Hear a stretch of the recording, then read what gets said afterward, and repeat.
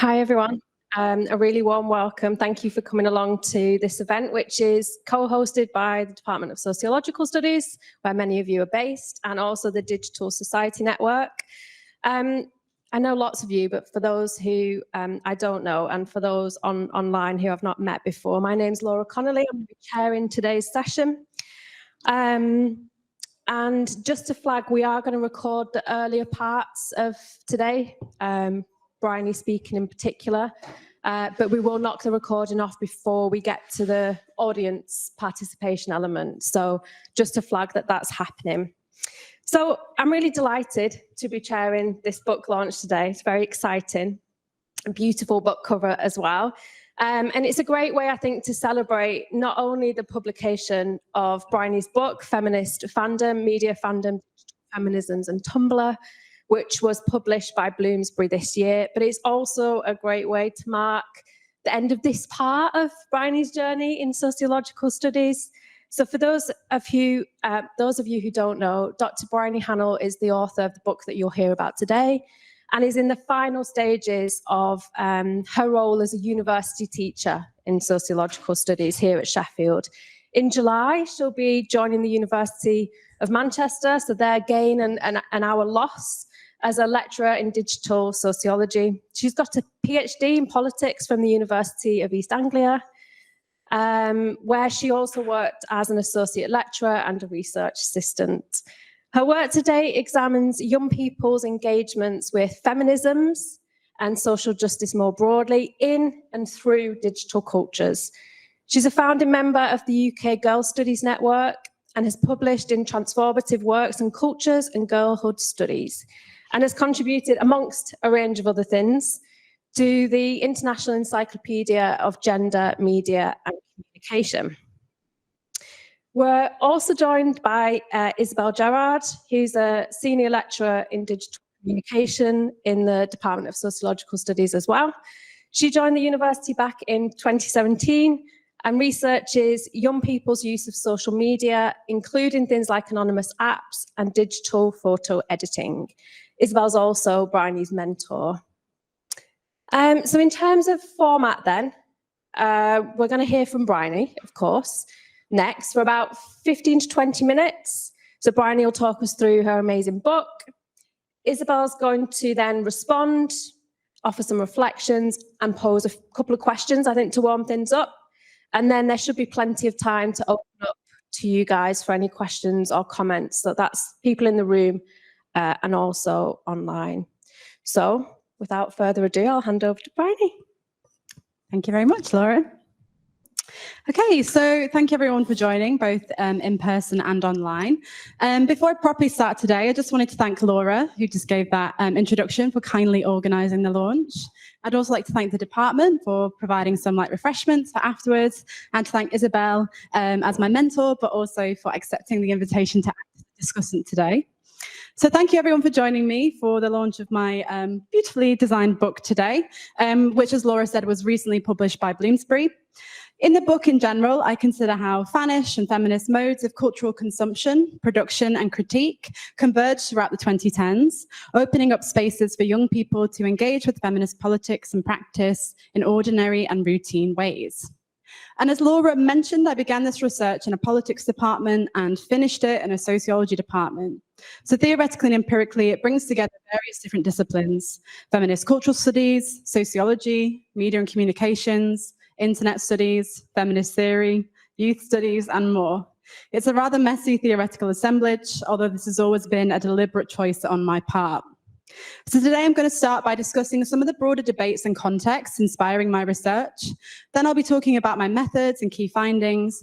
And after this, I'll hand over to the lovely Isabel, who'll be acting as a discussant before we'll finish with a Q&A. So to get started then, at a glance, the book itself examines young people's everyday encounters with popular culture and the generative potential of these encounters as a space to identify, negotiate, and contest social issues. Historically, critics have viewed cultural consumption as the antithesis to civic participation, lamenting the market's incursion into the public sphere and the practice of citizenship. And this often reflects a normative desire to separate consumption and entertainment from a supposedly pure or authentic politics, which in turn excludes a wide range of practices from the category of citizenship.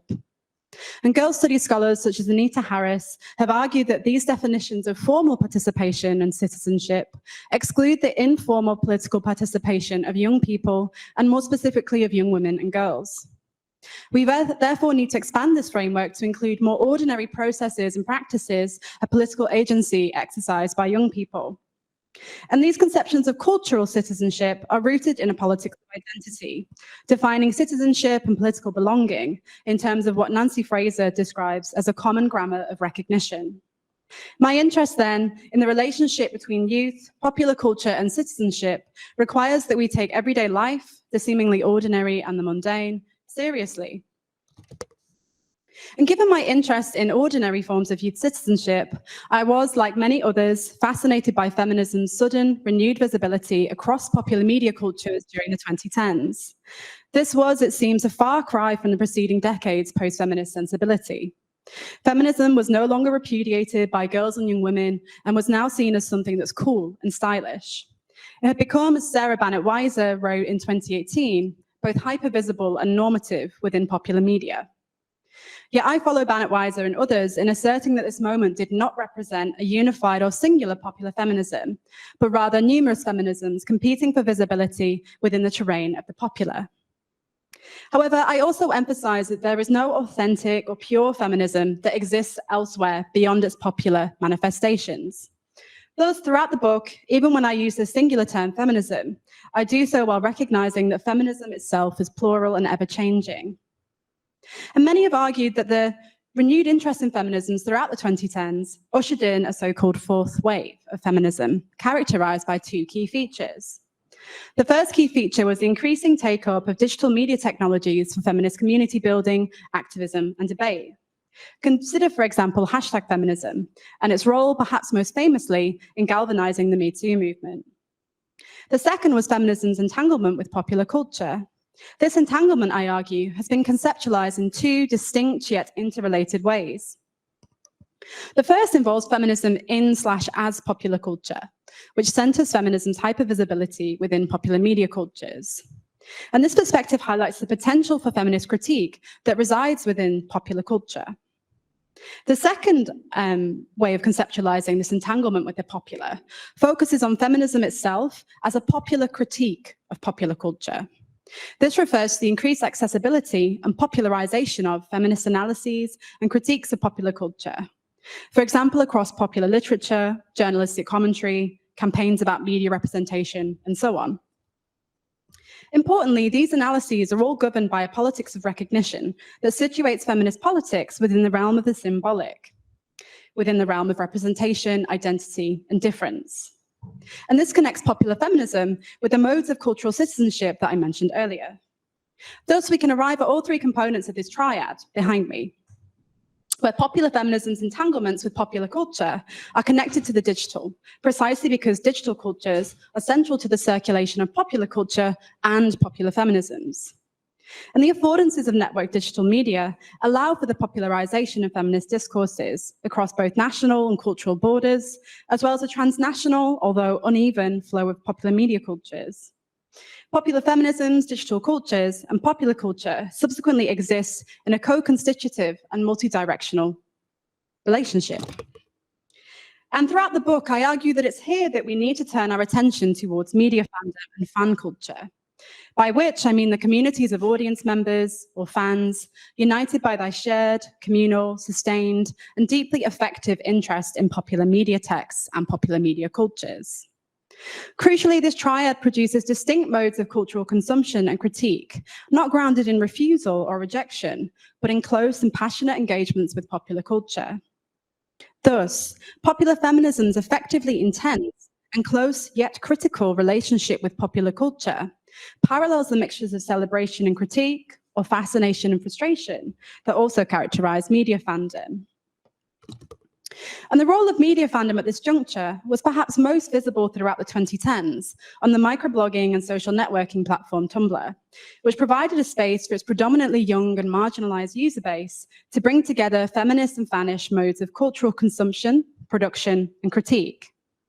In turn, Tumblr users have long been associated with both fandom and progressive politics and the term social justice. Media fandom on Tumblr is therefore structured by the same politics of recognition that structures both popular feminism and cultural citizenship. Yet despite media fandom's engagement with the cultural politics of recognition, as well as a number of accounts detailing this entanglement of popular feminisms, popular culture, and digital cultures, few have located media fandom at this juncture. For me, this is of central concern because it means that we risk losing sight of the significance of media fandom in introducing young people to feminism. While fandom is a central feature of youth culture, its relationship to contemporary feminisms remains largely unaccounted for within our understandings of young people's engagements with feminism. And this is where my work comes in. So I use the term feminist fandom then to describe this slippage between the fanish and the feminist. While I trouble claims that this slippage between the fanish and the feminist is entirely new, I do agree with fan studies scholar Louisa Stein's observation that while feminism was popularized or mainstreamed throughout the 2010s, so too was fandom, again reinforcing the need to locate media fandom at this juncture.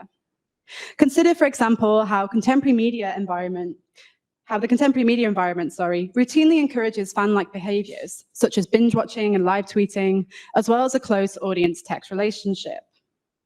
Likewise, highly visible feminist mobilizations throughout the 2010s often utilized popular cultural signs and symbols as a playful resource for political commentary, producing what political scientists William Clapton and Laura Shepard describe as sources of knowledge about the world that enable different ways of thinking and imagining our social, cultural, and political surroundings.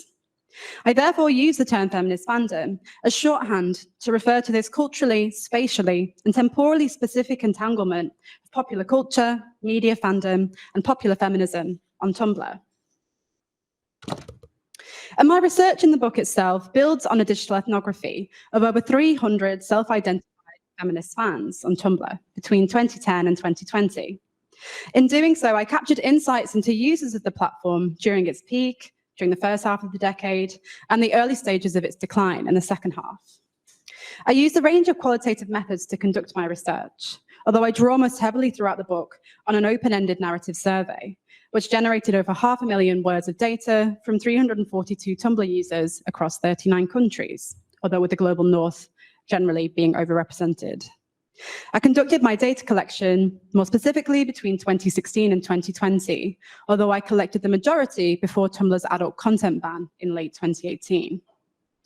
At the time of writing the book, many accounts of young people's feminist identities and practices focus not only on girls and young women, but also on more episodic and ephemeral engagements with feminism, for example, through the hashtag feminisms that I mentioned earlier, rather than with their more routine engagements with feminism taking place online, like those I argue within fandom. And here I deliberately use the language of girls and young women, rather than the assumedly gender-neutral youth, in recognition of the dominance of gender, and often cisgender, as an analytic category when exploring the relationship between young people and feminism. On the contrary, I open my research to self-identified feminists and feminist fans, regardless of their gender, which produce a much more diverse sample of participants in terms of gender identity. Methodologically speaking, the book also has an autoethnographic undercurrent. It was in part inspired by my own experience as a Tumblr teen, and my ability to access, collect, and interpret my data depended on that insider status. In the book and in my earlier work, I've aligned this approach with feminist epistemologies, which foreground personal experience, subjectivity, and situated knowledge. Feminist methodologies also center listening, compassion, and a non-judgmental stance. Yet while working my way through the data I'd collected, I found myself in the complex territory between compassion and critique. Here I found solace in Rosalind Gill's discussion of critical respect as a mode of feminist research that involves attentive and respectful listening, but does not abdicate the right to question or interrogate. One of the most important interventions of the book is its troubling of utopian narratives and imaginaries surrounding both Tumblr and what I call feminist fandom, both within fan discourse and within popular and academic commentary, some of which you can see detailed behind me.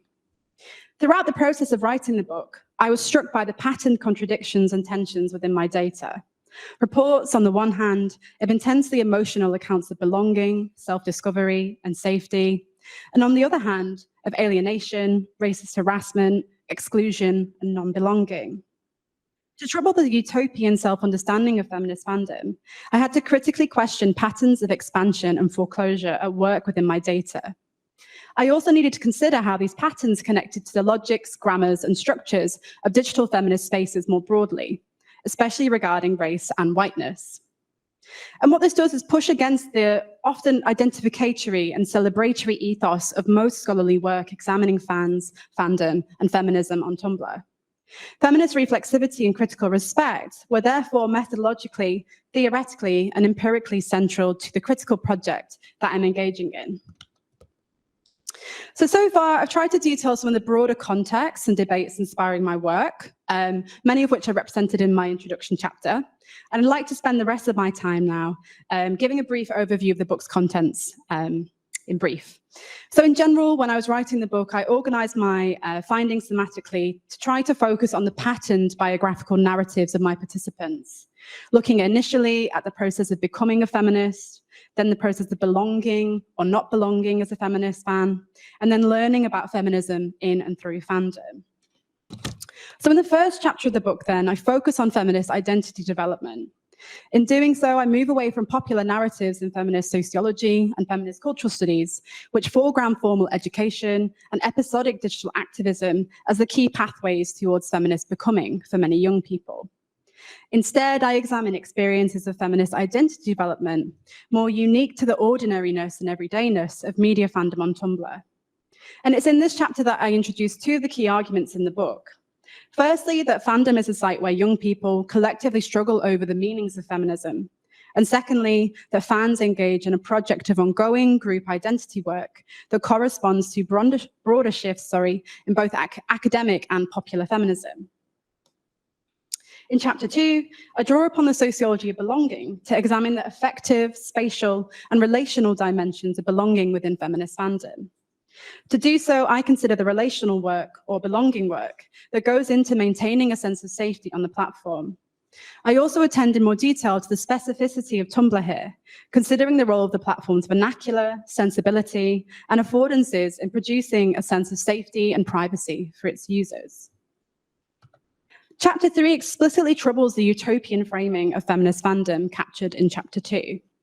In this chapter, I question the extent to which the performance of a so-called intersectional feminist identity within feminist fandom does the anti-racist and intersectional work that it purports to.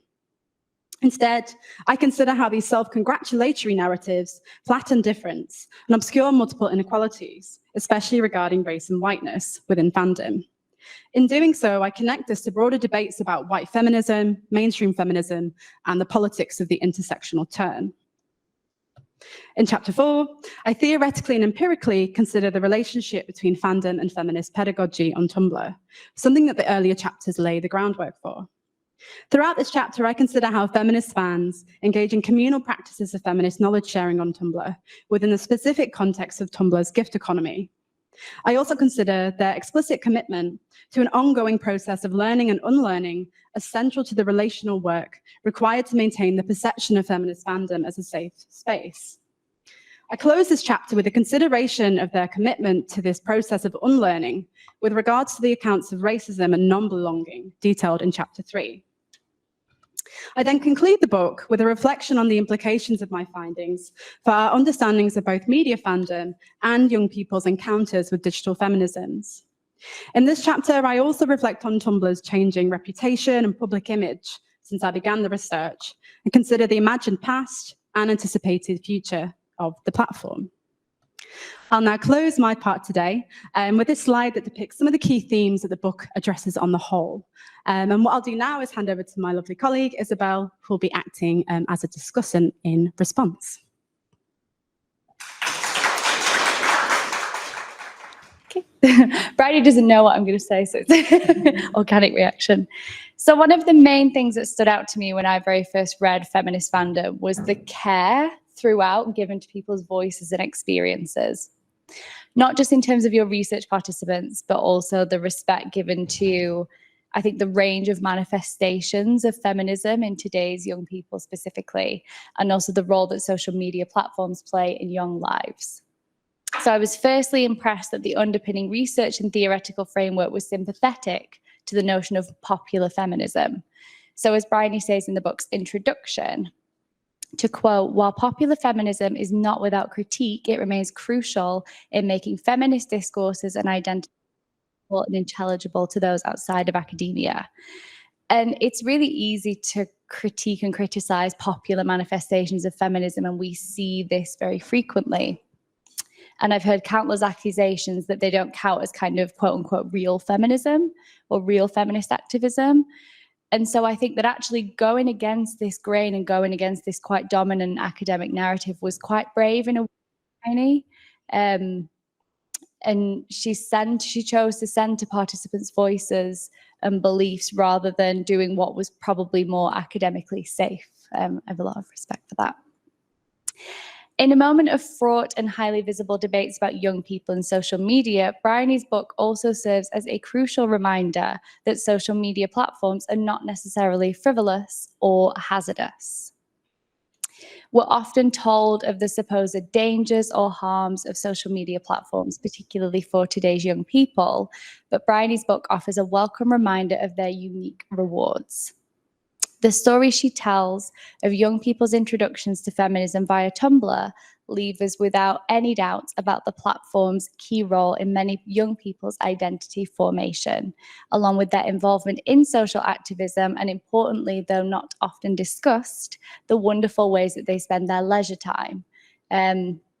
There's lots of wonderful feminist literature over the last few decades about how people spend their leisure time, and that was something that I did my own PhD on, so there's a lot of resonances between our work, but I think that it's a really important and political and crucial part of your life, your leisure time, and I love that that's one of the things that this book does. It contributes to so many different aspects of so many different fields, but I personally was very drawn to that part of it. And finally, and perhaps most importantly, feminist fandom is underpinned by a clear feminist research ethic, from its design right the way through to the way that Bryony represents her data. It's clear in every sentence, every line of every page, from the first word to the last one. And also, for those of you who've kind of opened the book, there's some of the first words is this gratitude to her participants for taking so much time, and not everybody does that. I think that should be praised. The book gives readers a model on how to do careful, rigorous research, and the sheer volume of rich data produced, including I had to check this twice, but 342 narrative survey responses totaling 500,000 words, I think reflect Bryony's skills at cultivating strong relationships, which is a craft we will deeply miss when she takes up her new post at Manchester. Feminist fandom is Bryony. It is bright, powerful, ethical, and I loved every word it said.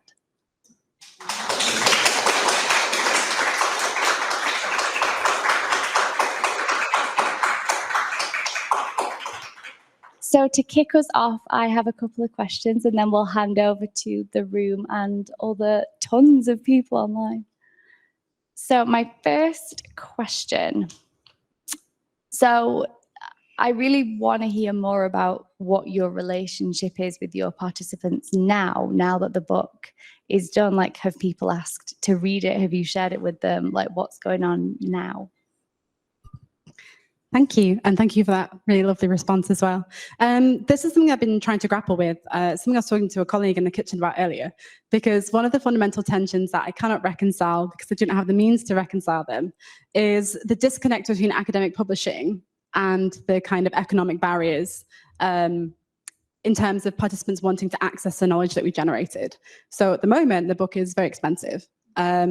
So I felt like I can't yet in good conscience encourage them to engage with it until it comes out in paperback. But I have been in touch with a few just throughout the course of finishing the bulk of the data collection, just to keep in touch, see how they're getting along, sent some follow-ups and queries, keeping tabs on what kind of trends they're tapping into on the platform itself.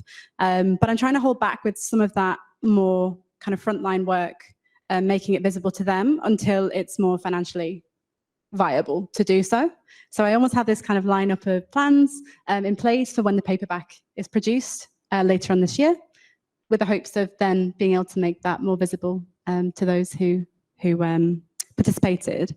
Throughout the processes of doing the data collection itself, I also, on my own blog, I had a tag that I would routinely update with updates. So one of the things I did for the narrative survey is on my participant information sheet, I shared information about where they could then view updates about the project.